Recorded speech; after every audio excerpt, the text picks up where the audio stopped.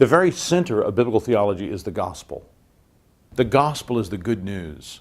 The gospel isn't just a sort of feeling that we might have. It's not a resolve to have Jesus as a friend or example or to live right. The gospel is the good news that tells us the truth about God. The gospel is the only way sinful people can be reconciled to God. The gospel is the motivation for our obedience as Christians. The gospel is what enables us to worship God, to come into the presence of God. Through the gospel, our worship of God is acceptable. So the gospel is central in the life of the Christian and needs to be central in the life of the church. And so where we need to begin is with a clear understanding of the gospel.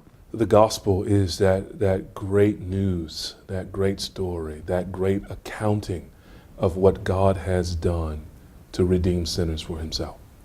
A holy and a loving God has sacrificed his only begotten Son, who himself was perfectly righteous and obedient to the Father, so that sinners who were anything but righteous and anything but obedient might not be left filthy in our sin and left the objects of God's wrath, but might be redeemed from his coming wrath, cleansed by the blood of Christ, made now the objects of his love, children in his household.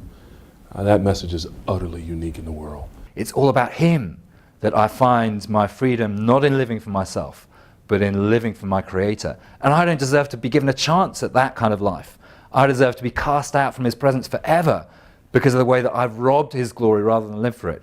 And yet in Christ, I'm being brought into a relationship where through his sacrifice of paying for my sins, I can once again be restored. This is from God. I can't make this happen. I can't create this. It is outside of my power and competence. But as I read, one guy said one time, God interrupted me on my way to hell. God did something I could not have done myself. And a church then is full of people who gather around the gospel and recognize that in our own lives. That is the best news we have ever heard.